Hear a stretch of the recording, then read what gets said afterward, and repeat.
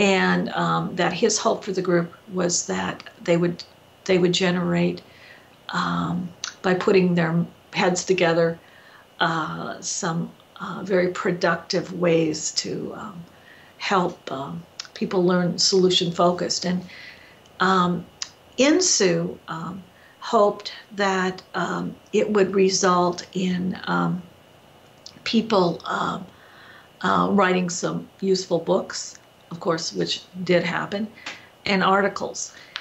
And they both said at the time that they saw two kinds of people that came to study solution-focused therapy. And one was people who memorized techniques and needed to learn a new technique for each problem, a new solution-focused techniques.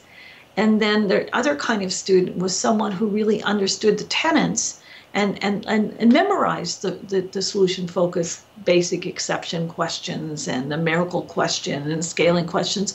But then, because they really understood the principles and tenets of the approach, they could then begin to generate the techniques tailored for each individual client's context and each family's context, and could apply the approach very accurately and very widely. And they wanted to help students become more like the second group, faster. Mm-hmm. Some students never arrived at that point, and some did only very slowly.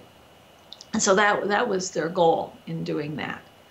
And they also had interesting questions when we began to meet as a group about, when you watched a piece of therapy, what would you need to see in order to know it was solution-focused and not solution-focused?